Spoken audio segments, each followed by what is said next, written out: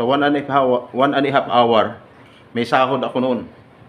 Ngayon, 30 minutes. Wala naman akong sahod. Kaya, iniigsiyan ko na lang ang oras ko. Kaya, ang ginagawa ko ngayon, video-video na lang. Diba? At least, wala man akong sahod. Kaya may sahod pagdating sa labas ng bansa, may remembrance pa rin kayo sa akin kahit paano, diba? Doon sa labas ng bansa, pagod ka. No? Parang, ang hirap ng dinanas mo na problema. Pagod, sobra talaga. No? Na hindi naman naayon sa pinirmahan sa kontrata yung pinapatrabaho sa'yo. Ngayon, puro problema. Kaya pag binuksan mo yung channel na pabuksan ko sa inyo mamaya, no? Panoorin mo, i-click mo lang, mapapanood mo na doon yung mukha mo. Nung nasa Pidos ka, kung gaano kahirap nung nasa Pidos ka.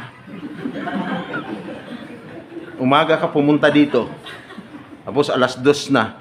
Wala ka pang kain. Gutom na. Tapos pasukan pa ng makulit na speaker. Ayan. Ang iba dyan, hinihingal na. Halos hinihimatay na sa kakatawa. Bakit? Siyempre, tawa lang ng tawa. Kung kanina, puro lungkot ang inabot. Pagdating sa part ko, masaya ka. Kaya pag uwi mo mamaya, pagdating mo ng bahay, magtaka si misis mo, nakangiti ka lang ng ngiti. Akala nila, masayang masaya ka. Tapos nung tinanong ka, hindi ka naman sumasagot. Yung pala, nalipasan na ng gutom. Tama? Totoo, hindi? Oo, nalipasan na kayo ng gutom. Kanina pa eh. Okay. Kaya kung sino malapit sa camera, ikaw ang bida. Sir. Paupo lang sa kanto, sir. Okay. Umpisa na natin. Wala nang daming chichiburichi. Magpapakilala na ako. Mas maganda makilala nyo lahat ng speaker, no? Dapat magbibigay pa ng number, yung totoong number. Na pag dinadayan, tinatawagan, ang sagot sa'yo, hindi ganito. The number you dial is either unattended or out of coverage area. Please try your call later. Grabe, ang hirap, no? Ay kung ikaw sa call center ng trabaho, tapos tawag ka ng tawag na gano'n, hindi mang contact ID, anong maisip mo? Diba? No, delikado to. Kaya sa akin, magbibigay ako ng number sa inyo mamaya. Mas maganda, di ba? Kaya ma'am, gusto mo ang number ko? Gusto mo ba dala number ko, ma'am? Okay. Sabihin mo na sa akin, ma'am. Huwag kang mahiya. Okay, pangalan ko. Gusto nyo na malaman? By the way, I'm Mr. Sam Carabaos sa tagapagsalita namin pa OFW Monday hanggang Saturday. Nandito rin po kami. Ang iba nagtatanong, Mr. Sam, ba't nandito kami dahil sa napakaraming mga services para sa inyo. Ang iba nagtatanong, Mr. Sam, ano naman ang mga services yan? Ang lagi kong sagot, ganito, mamaya, inyo malalaman ang buong detalye sa aking pagbabalik.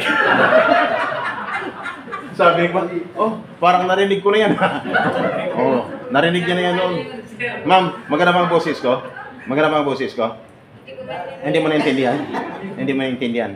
Okay, kasi ano ako, Thailander. Okay! Pangalan ko, Mr. Sam Carabaosa. Sam. Pinaganda lang. Okay. Sir, ikaw, anong pangalan mo? Ha? Jeff. Jeff. Lucky Salaya, Jeff Rocks. Ayos na. Okay! Sam Carabaosa, manamit pa. Okay. Ngayon, ganito. Magtatanong lang. Sino ang mga ex-abroad? Taas yung mga kamay. 3. Tatlo lang ang ex-abroad. First timers. Taas yung mga kamay. 4. May ibig sabihin, mas marami ang first timers. Yun ang tumaas ng kamay. Pero mayroong hindi tumaas ang mga kamay. Ang tanong ko, ano kayo? Sabi lang, isa dito nung karang araw, Sir, siguro, illegal recruiter yan. Hoy! Kung kaya, bakit ako mayroong video? Kasi, hindi ko nahuli sa labas. Minsan, dito sa loob ko, nahuhuli. Ano, sir? Yung tumutulong daw. Tapos nanguha ng pera. Tapos sa loob ka ng Pidos, tawagan ka. Pinsan mo, lumabas ka na sa Pidos, magbayad ka na. Ayan. Grabe, no? Yan. Grabe. Kasali pa yan, Mr. Sam, sa trabaho mo. Yes, kasi kaya welfare assistance eh, just in case of emergency. No? Kukunti lang ng ex-abroad, no? Sir, kayo po, ex-abroad. Ilang taon sa labas ng bansa, sir? Wala ko lang 7 years. Po? Wala ko lang 7 years. 7 years. Sino mababot ng 20 years sa labas ng bansa? Wala. 15 years. Meron. 10 years. Meron. 5 years. Meron. Si Sir lang ang 7 years. Kunti lang. Hindi pa naman yung magtataka mga first timers. Kunti na lang yung tumaas ang mga kamay, mga ex-abroad. Hindi kayo magtaka. Hindi kayo magtataka. Bakit? Bakit kaya? No? Hindi ka ba nagdududa sa sarili mo ngayon? Ano kayo? Mag-abroad pa ba? Bakit kaya? Pukunti lang nag-abroad. Nung nagtanong ako diyan kahapon sa isa, sabi niya, sir, siguro, hindi na nakabalik ng Pilipinas. Ang isa, sir, siguro, nadala na. Ang isa, siguro, sir, asinso na. Pwede, no? Pero, sir, nung nasa labas ka ng bansa, may naging karanasan ka ba na good, bad, good experience? Magandang experience. Yung bad experience mayroon ka. Meron po, pero ano na, hindi naman po. Hindi yan. Hindi mo naranasan na yung talagang pinilapan ka. Hindi naman. Pero magtatanong na. Magtatanong na ako. Sa mga ex-abroad, no? Sumagot lang kayo. Isigaw nyo ang sagot niyo. Ex-abroad, masarap buhay OFW, hindi? Hindi. First timers. Narinig nyo? Sabi ng mga ex-abroad, hindi.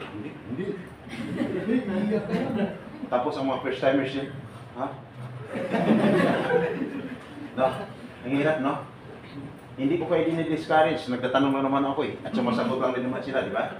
Okay. Bakit kayo hindi? Pero bakit bumabalik sila? Kasi pasanayan lang. Pag ikaw, sanay na sa isang bagay, kahit inaayawan ka na, balik-balikan mo pa. Pinipilit mo pa siyang balikan. Kasi bakit? Bakit? Siyempre kumikita ka. Tama? Sir, magkasama kayo niyo. Eh, mga magkasama. Hindi. Alam ko hindi. Sir!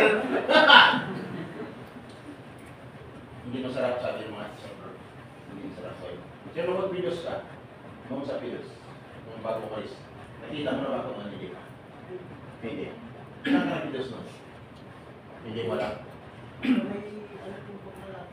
Ah, okay. Hindi mo ako nakita doon. Tama. Kasi wala naman talaga ako doon. Dito ako. Yan. At least ma'am, alam mo, sabi ng iba, ang kulit na speaker na to. No? Sabi ng iba, bilisan mo, kasi gutom na kami. Yun ang nasisipan, di ba? Okay.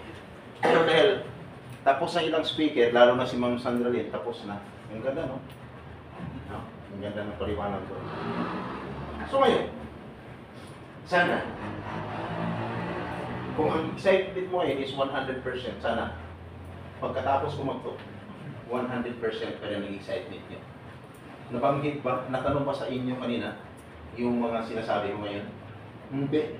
Kasi ibang part nila, at iba naman ang part ko. Pero yung part nila is part ko rin. Sila, signatory ng PIDO certificate, signatory din ako. Accredited din ako ng OWA, no? Accredited facilitator din. Kaya lang part ko iba. Kagagaling ko lang sa Makati, no? Basang-basa pa ako sa pawis. Kaya tinabunan ko na lang. Actually, suot ko pa ito kagabi. Naka-duty ako. Sabi niya, ano ba sir? Barangay Tanod. Hindi, sinusuot ko lang to. Kasi, siyempre, wala kong wallet, dito ko nilagay. Yan. Diba? Ma'am, Mukhang barangay tanong ba ako? Sabi ba? Ay, hindi naman kasi bakit iba yung buhok mo at barangay tanong? Di ba? Yan ang palatandaan. Tandaan mo ba, pag ganito ang buhok, hindi barangay tanong din. Okay! Ngayon, continuous. Continuous. Tuloy-tuloy. Sir, thank you. Ikaw ang model niyo. Pero ma'am, gawin din kitang model. Gusto mo? Hindi masarap! Sabi ng mga pigs abroad. Kasi bakit? Sila ay nakakaranas na doon. Iba-ibang naging karanasan nila. Kumikita na. Pero, hindi madali. Ma'am, naranasan mo na ba yung sobrang hirap at sobrang sakit na buhay? Naranasan mo na ba? Hindi pa. Hindi pa. Ang tanong, gusto mong maranasan? Gusto mo? Paalisin kita! Kung sinabing masama, sabi ni ba, ano-ano bang pinag-isip ng mama na yun? Bahala, kung mag-isip ka ng masama, basta ako lang sinabing masama. Tama, ma'am? Diba? Witness ka, mama. Okay. Kahawit siya ng ano eh. Naka-video siya. Oh. Kahawit siya ng girlfriend. Kahawit siya. Tinulungan ko nun sa kaso. Pero, biglang naglaho yun. Okay! Hindi masarap. Bakit? Ma'am, unang alis mo pa lang. Anong trabaho mo doon, ma'am? Nurse. Nurse ka. Doktor kaya ako. Unang alis mo pa lang. Pag napalayo ka na sa pamilya mo, doon mo na mararamdaman yung sobrang hirap, sobrang lungkot, at sobrang sakit. Bakit? Mapalayo ka na sa pamilya mo. No? Nung hinatid ka sa airport, doon mo na unti-unting maramdaman. Nung hindi ka pa pinakawalan, nakipagkakapan ka pa. Pero nung sinabi na, proceed. No? Proceed ka na doon sa airline counter. Unti-unti ka na napalayo sa pamilya mo, mahal mo sa buhay. Hanggang sa dumating ang punto na sumakay ka na ng plane, gusto mo man siyang yakapin ulit. Hindi mo na talaga magawa. Babay-babay na lang. Mahal mo sa buhay, kanon-kanon na lang. Tapos nung sumakay ka na sa plane, hanggang pumasok na ang plane doon sa kataas-taasan, no? Sa ulap, hindi mo na makita sila. Hindi mo na rin makikita. No? Hanggang sa dumating ka kinabukasan, o ilang oras kang nag-fly, pagdating sa labas naman sa trabaho ka na, doon pa na makakaranas na sobrang hirap kasi pagod ka.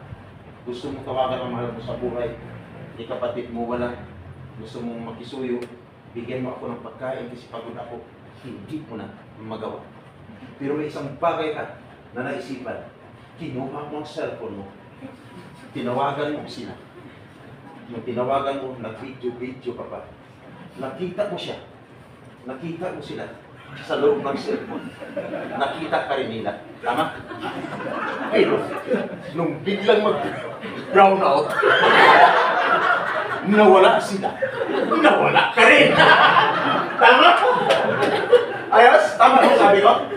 Ang sakit! Pero, sunod na araw, trabaho ka ng trabaho, no? Yan pa rin ang nasa isipan mo.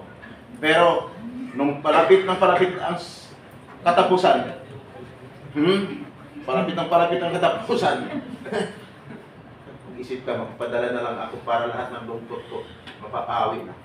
Tapos nung pagpadala ka na, anong naramdaman mo? Sobrang sarap at saya.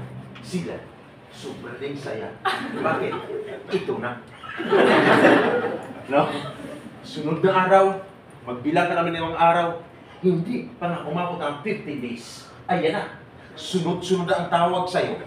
No? Wala pang sahod. Hanggang sa umabot ng isang buwan, na-delete pa ang sahod. Ikaw pa ang inaway. Anong gagawin mo? Kaya ang iba, tinatabi na lang ang cellphone. Inuupan pa ng cellphone ng pamilya. Kaya maraming magiging ganun na sitwasyon. Nakulitan, hindi na sinasagot. Doon nagsisimula. No? Ang samaan ng loob. Ganun po. Pero sana, sa inyong pagbalik o sa inyong pag-alis, pagdating sa labas, yung nabanggit ko, sana huwag mangyari ni isa sa inyo. Ma'am, ready ka na ba? Ready ka na, ma'am? Yes, sir. Ready ka na. Ganun po! Ngayon! Kaya lang, ang tanong, lahat ba na umalis ng Pilipinas ay nagtagumpay? Hindi lahat ay nagtagumpay. Kaya sana, ang ibang hindi pa nakaalis eh. Dito pa lang sa Pidus. No? Akala, after ng pagpidus, makaalis na. Yun pala. Inabot na nilang linggo, ilang buwan. Hindi pa rin nakaalis muna ng pagpidus. Nag-apply ng panibago. Pidus na naman. Pagpidus, ganun pa rin nangyari. Kaya ang nangyari, apply na naman uli. Ang nangyari, pidus ng pidus. Inaabot ng isang taon kapipidus. Hindi pa rin nakaalis. Ang tanong, sana hindi mabawasan yung 100% na excitement mo. Lahat ba yung kapagsaya na ng kontrata? Taas ang mga kamay. Kukunti lang ang nakapagsaya ng kontrata. Yan. Mas marami ang hindi nakapagsaya ng kontrata. Ayon sa batas, ang isang OFW bago magpidus dapat siya nakapagsaya ng kontrata. Sabi ng iba, ha? Kami wala. May ibig sabihin, kung ang excitement ko 100% kanina, pwedeng mabawasan ng 20%. Sabi ba? Ganun ba? Dapat! Bago ka magpilos, nakapag-sign ka ng kontrata. Ay baka, nagpilos ka lang ngayon, advance pilos lang. Kasi ang mga agencies, minsan mababait din naman. Ayaw lang nila mahirapan kayo, ang lalayo pa ng probinsya ang pinanggalingan, lalo na sa mga kabisayaan, ang layo-layo, di ba? Galing pa kay Digong, doon kay Presidente Duterte, sa Davao, ang layo talaga yun, di ba? Tapos ang ginawa ng agency, advance pilos. Then after pilos, pwede na mag-sign ng kontrata para hindi na gumastos ng gumastos pa. Tama? Then, after noon, pwede nang umalis. Pero kung nangyari man sa'yo, malamang, baka 20% na ang nabawas sa excitement mo. At dapat mo lang nag-apply ka tabisan 60 to 90 days prior, dapat wala kang sa Pilipinas. Ha? 60 to 90 days prior. Yes. 2 buwan hanggang 3 buwan dapat wala ka na sa Pilipinas. Bakit? Yan ang nasa batas. Sabi niyo ba dyan? Kami nga. 10 months na dito pa rin. Ibig sabihin, another 20% ang mabawas doon sa excitement mo. Ang natira is 60%, 40. 40 na lang, sir. 60. At dapat, bakit kailan makalis? Kasi hindi ka lang nakapag-sign ng kontrata, hindi ka lang nakapag-pilos. Ang iba nakapagbayad na ng placement fee. Tama? Ang tanong, pag nagbayad ka ng placement fee, ang salary mo 20,000, magkano dapat ang maging placement fee? Dapat equivalent of 1 month salary. Sabi niyo ba? Ha? Bakit sa amin sobrang laki? Another 20% ang mababawas doon sa excitement mo. Ang is 20%. At dapat mayroong kaupo lang resibo. Sabi niyo ba? Ha? Resibo? Bakit kami wala? Sabi niyo minsan, okay lang kasi pinamirinda man tayo sa 7-Eleven eh. Ayan. So, another 20%, wala nang natira.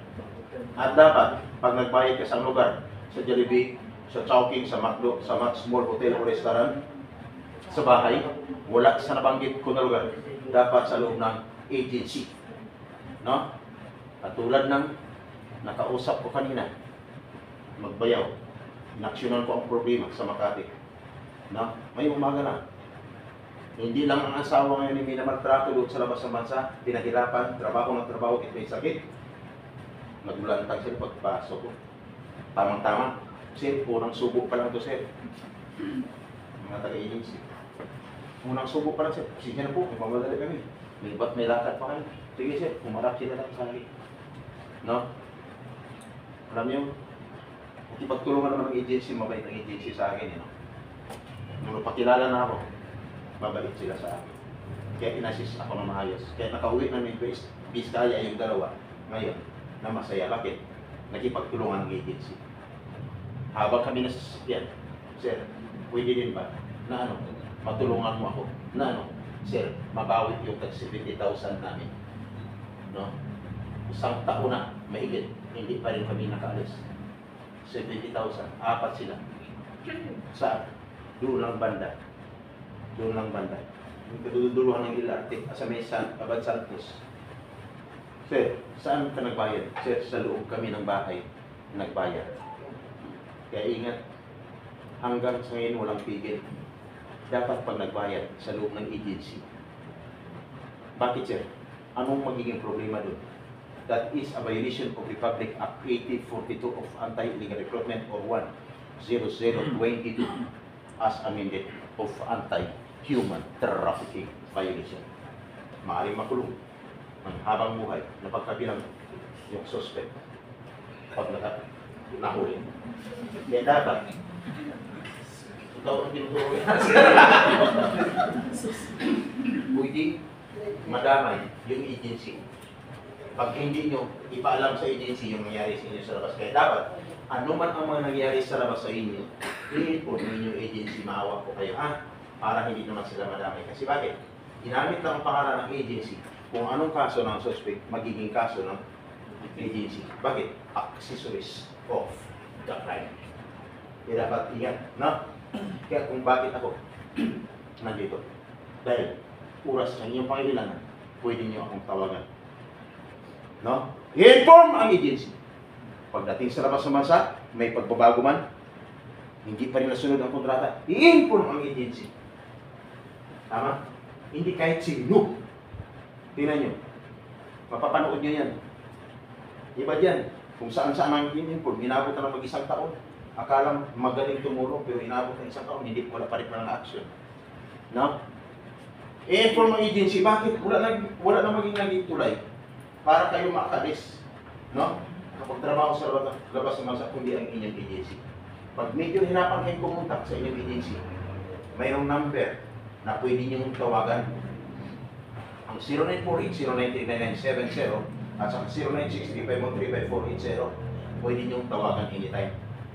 At pag tumawag kayo, gusto nyo malaman kung sino makasagot, walang iba. Kung hindi, ako. Siyempre, number ko yan. Sino ang action? Walang iba, sir. Kung hindi, ako. Bakit? Number ko yan. Ako ang pupunta sa agency, makipag-usap ng maayos, diplomasya. Diplomasya ang pinapairal ko. Kaya kanina, umarap sila lahat. Sir, tag-isa, dalawang subo pa lang. Yung pala, ang may-ari ng agency, kapatid ng isang congressman. Ano malaman, congressman, ay ako naman, matagal na sa serbisyo, hindi lang ngayon, mula noon hanggang ngayon. Nasa 20 years na. Lahat ng pangyari sa labas ng bansa, katulad ng nangyari ni Sara Malabagan. Isa tayo sa motor, tumulong doon. Kaya Engineer Jan Aquino, nakulong din at tinaturan ng namatay. Isa din ako sa motor, tumutulong doon. Niligtas ng buhay sa dingit ng matayan. Ang dating gusto, former Ambassador Isineris. Ako ang Vice Presidential President. Laging nakalive yan sa radio. Pag ako ang umaksyon, victims of illegal recruitment dito sa Pilipinas, laging nakalive yan sa radio. Pag sinabi mula sa lungsod ng Manila, ito si Aba Patrol 141, ang nagulat sa impinan may tulong lakas 50,000 watts. D-W-I-C! Ako yan. Sa DCRH, pag sinabi, mula sa lungsod ng Makati, ito ang mula sa lungsod ng Manila, ito ang RSU sa San Carbosa ang naglilingkod sa pagbabalita. Ako rin yun. Sa isang dyaryo, ako si Kaagapay natin. Sa isang dyaryo, ako si Latigo ng Bayan. Kaya ako nandito. Lumaylo man ako doon, ipinagpatuloy ko ang YouTube channel ko. Kaagapay, Space ECTV. May mga nanonood pa kayo ng YouTube channel. Nanonood kayo, buksan nyo, i-search nyo, at tapusin ko na.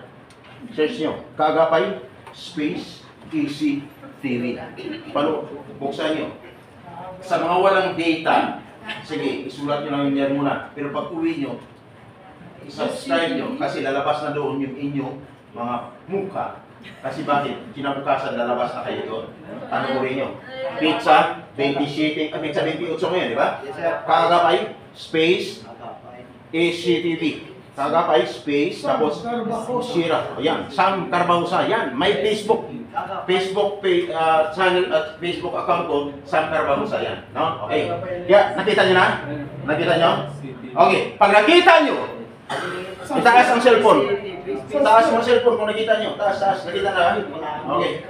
Pag nakita nyo, wala kayong ibang gagawin. Kung hindi, i-subscribe nyo. Ayos? Bakit?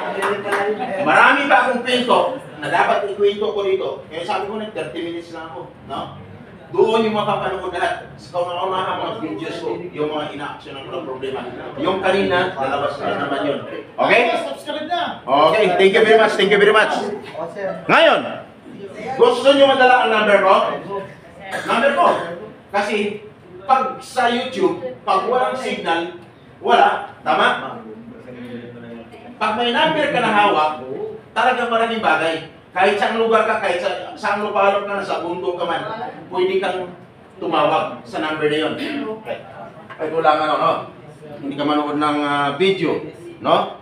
Eto, ang number ko ulitin ko, 0948-099970, 0916-535-480. Copy? Okay.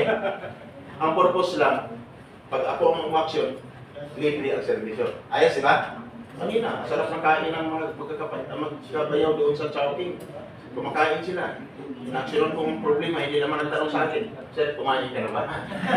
Hindi. Hindi ko ginagawa yun. Sinabi lang, baka pwede nyo akong pakainin, di ba? Wala. Kasi may problema yun eh. Di ba?